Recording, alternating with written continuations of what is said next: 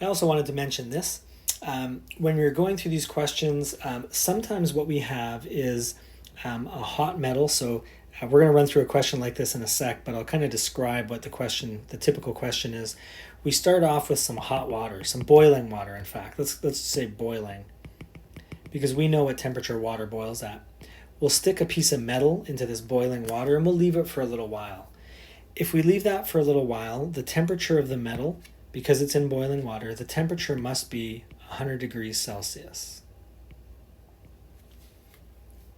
Okay, then what we do is we take a different container of water or something else. Could be something else, I suppose, but typically we'll do this with water. We'll take another substance or another bunch of water. We're going to take this metal right here. We're going to take that chunk of metal and stick it over here. Okay, so now let me change back to this orange color. So we take that out, we put it over here. What that means is this guy starts at a temperature of 100 degrees Celsius, because remember, we just took it out of this boiling water. The water might start at some other temperature. Okay, so whatever temperature it's at, it has its own temperature. So let's just say, I'll just say here, cool water. Maybe something like 20 degrees, sort of room temperature or something like that. 20 degrees, for example.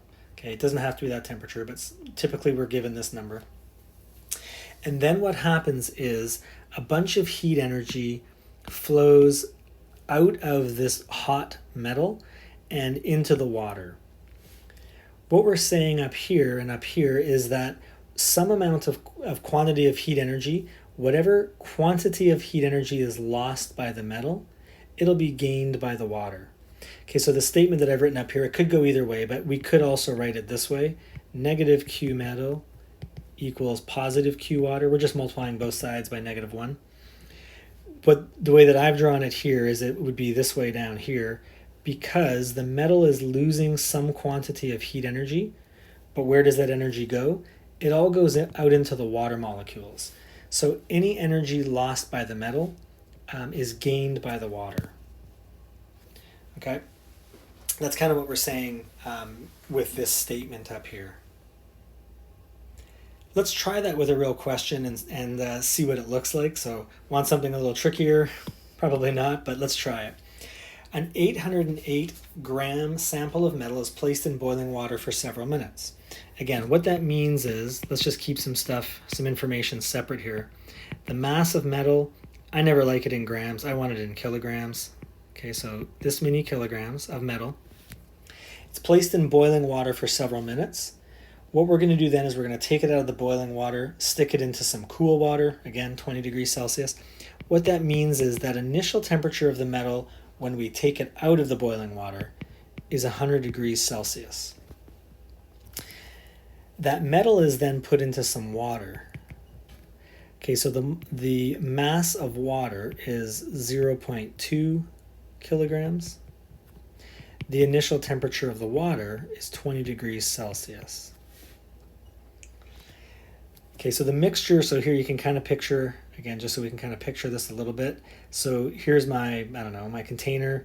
It's filled with water. I stick my metal into that. What we're picturing is a quantity of heat energy flowing out of the metal and out into the water. It's going to stabilize. The mixture is going to stabilize. So temperature 2 for the metal and temperature 2 for the water are going to be the same thing. And they're going to stabilize at 35 degrees Celsius. Okay, so you can kind of picture the metal starts up here at 100. The water starts down here at 20. And as the metal loses temperature or loses heat energy, the water is going to gain, and they're going to meet in the middle at 35 degrees Celsius. Okay, so T2, whenever you have one of these mixture problems, T2 is going to be the same in both cases. Okay, so this is the same, which you can see from the numbers. The question is, what is the unknown metal? Now, we've kind of talked about this a little bit. The unknown metal or every substance, every pure substance has its own specific heat capacity. That's why it's specific. It's specific to this metal. If I can go through and find out the specific heat capacity for this unknown metal, then I can look up in the table of values and figure out what metal has that specific heat capacity, and then I'll know what metal it is. Okay, so our goal here is to find the specific heat capacity for this metal. We know for water, 4,200 joules per kilogram Kelvin. Again, if you haven't memorized it yet, give it time, you will. What we know then is, as mentioned over here, any heat or quantity of energy lost by the metal is gained by the water. Okay, so I'm going to say negative Q metal is equal to positive Q water. It doesn't really matter which side the negative goes on. You can multiply both sides by -1 and the negative just moves over. As long as one side is negative, then we're good enough. This Q is mc delta T, and I'm going to write it like this, just so we can kind of see where all the values are going. And same thing, Q water, mc delta T. Just keep in mind, everything on this side is water, everything on this side is metal. Okay, so as you go through, only sub in the metals information on this side and the water's information here on this side.